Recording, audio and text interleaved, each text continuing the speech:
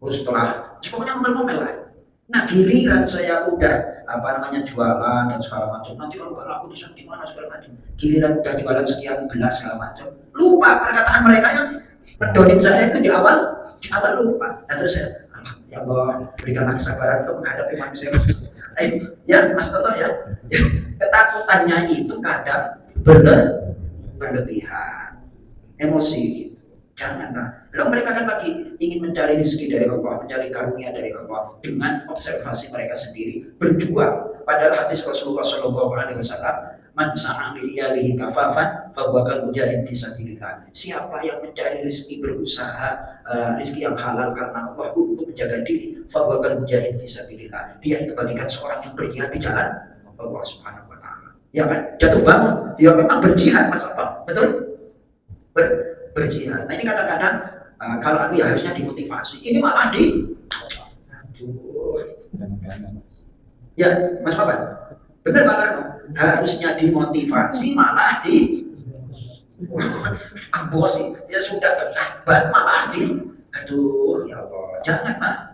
Harusnya kan sabar, Bapak diberikan kesempatan untuk berhasil lebih baik lagi, sabar. Ya Mas Toto ya, ya Allah, malah hati-hati terhadap perkataan-perkataan kayak gitu. Maka pengalamannya, kalau punya program yang sekiranya program kita itu nggak mendapatkan dukungan, ya sudah diem aja. Kalau dilempar, nanti malah masukannya negatif. Benar ya Pak Daniel? Ulangi Mas Toto. Ya kan kok sini Mas Toto. Kelihatannya punya pengalaman Mas. Iya. Bismillahirrahmanirrahim. Wahai orang-orang yang beriman, janganlah kamu seperti orang-orang kafir yang mengatakan kepada saudara-saudaranya apabila mereka mengadakan perjalanan di bumi atau berperang, sekiranya mereka tetap bersama kita, tentulah mereka tidak mati dan tidak terbunuh. Dengan perkataan yang demikian itu, karena Allah hendak menimbulkan rasa penyesalan di hati mereka. Allah menghidupkan dan mematikan, dan Allah Maha melihat apa yang kamu kerjakan. Baik, sekali lagi dalam dunia usaha, kalau menurut saya nih Pak Daniel, gak jauh beda dengan orang berjuang di jalan Allah. Naik, turun, banting, pokoknya berdarah-darah lah yang namanya orang punya usaha. Yang dilihat kan Sandiaga Uno aja sekarang, gak tahu Sandiaga Uno itu dulu kayak apa. Betul? Mas Toto, hartanya berapa triliun gitu. Hebat ya apa segala macam itu. Ya sama aja berdarah-darah. Bangkrutnya nggak dihitung, ya kan? Yang dihitung apanya Mas Wawan?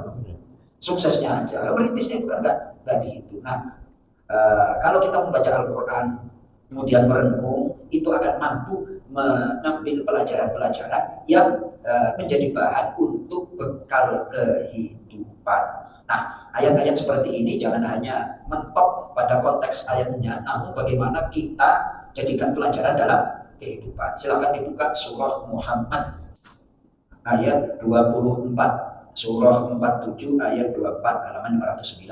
Ayat 24 Pak Jinaiman.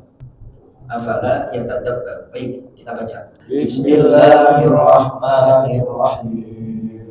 Afala yatadabbaruna al-Qur'ana am ala qulubin aqfaluha.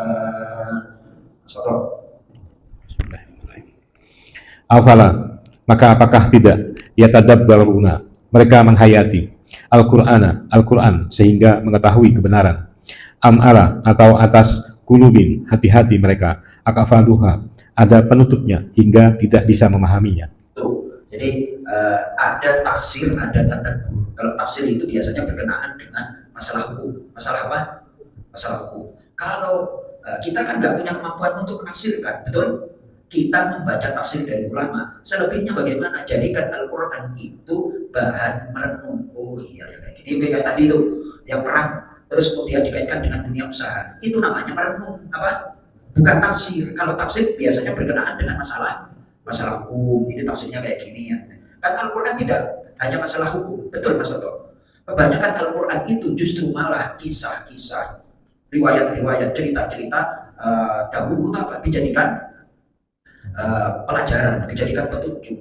Afala yatadabbaruna al-Qur'an am 'ala qulubin aqfaluha. Apakah mereka tidak merenungkan Al-Qur'an, yakni cerita-cerita, petunjuk-petunjuk, sehingga dengan petunjuk itu mampu diambil pelajaran. Kalau sekarang nggak dapat, besok lagi. Kan ada konsep sabar, kan ada apa? Terus saja dapat. Betul Mas Wawan. Nah, ya kan? apakah mereka tidak merenungkan Al-Quran? Merenung itu bukan berarti menafsirkan ya. Contoh orang merenung itu seperti Koh Don Bintan. Terakhir kemarin satu panggung dengan Ustaz Abdus Somad. Itu orang yang merenung. Orang yang apa? Orang yang merenungkan Al-Quran sehingga menemukan kebenaran.